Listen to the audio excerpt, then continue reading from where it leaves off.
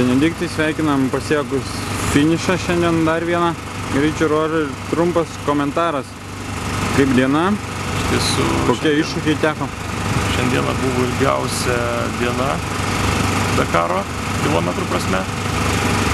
Šiandieną buvo be galo karšta. Šiandieną turėjom šiek tiek tokių incidentų. Iš tiesų labai džiaugiuosi, kad esam Vaivake ir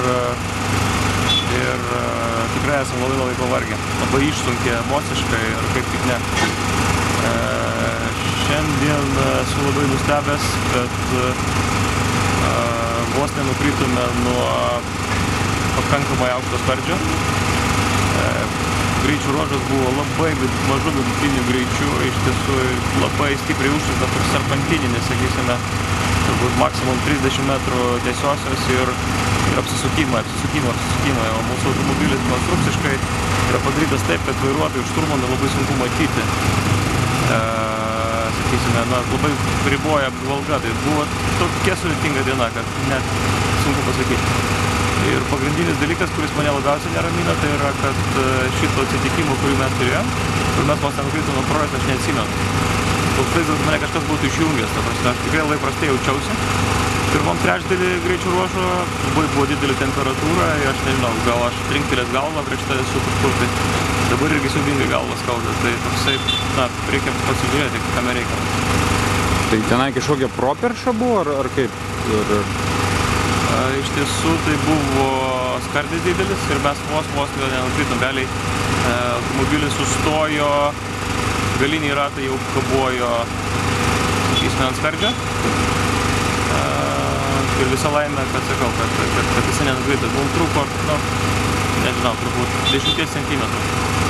Ir manau, kad tikrai nebūtume čia atvažiavę.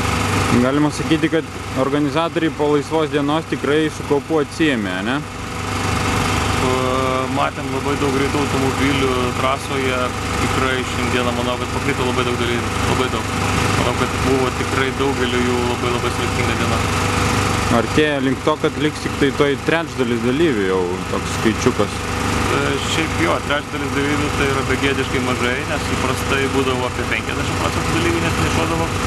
Dabar tas skaičius rodo, kad šių metų Dakaras yra be galo sudėtingas. Ir prognozės, automobilių pažeidimai sudėtingi, ne?